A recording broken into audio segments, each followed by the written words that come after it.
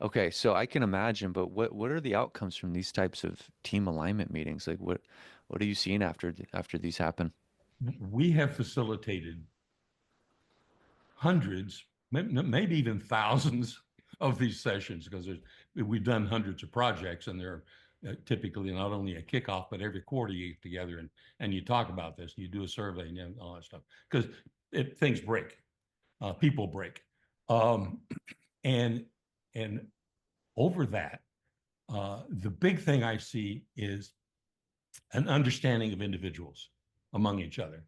They actually get to understand each other and they get understood. And that disc profile you're describing, which is brilliant, really good idea to kick off that discussion and to understand it teaches you a little bit about yourself while you're Yeah, at it. You yeah, it know, does. your strengths and your weakness. Every one of us was 5 years old at one point, Yep. and and something happened right about that age that really hurt. And that is a button that if somebody pushes, it says, say that word or make you feel that way, you're no longer in the conversation. Hmm. Everybody's got a button. Yep. Sometimes half a dozen if they're more problematic. But uh, and for me, it's trust.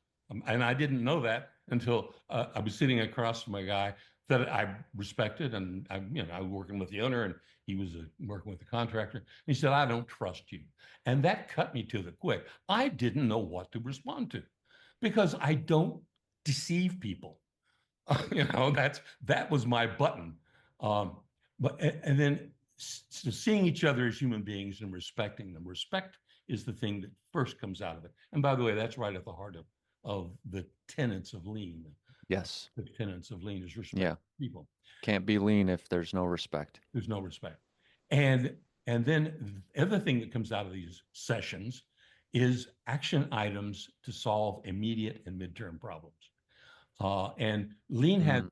some elegant principles and tools, the A3, the PDCA, plan, do, check, adjust, all these things that engineer Ito at Toyota and Juran and others, Deming have developed. But there's a really simple.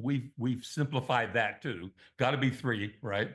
So a really simple problem solving way to get to action items is you get the group that's considering this together, and a leader, a facilitator stands up there, it can be internal, and they say, what are the facts? Just tell me the facts of this problem. I don't want opinions. I don't want your riffing about this and that and I hurt my feelings. Just give me a fact. And we write down all the facts. And then we say, okay, put that aside on another flip chart. What is the ideal future state? What do we want to end up doing? How should this really run? And we put and it's a shorter list typically, of the things that we really need to work. And then the question is simple. How do we get from those facts to this ideal state? What are the action items? Well, we Mm. this, and who's responsible for that? And when do we want it done? So action item, responsibility, and due date. And that way you end up agreeing on how to solve a problem because you've analyzed it, you've dug down, you've asked why 5 times for a bunch of things based on the facts. And that gets us to project first. It's beautiful.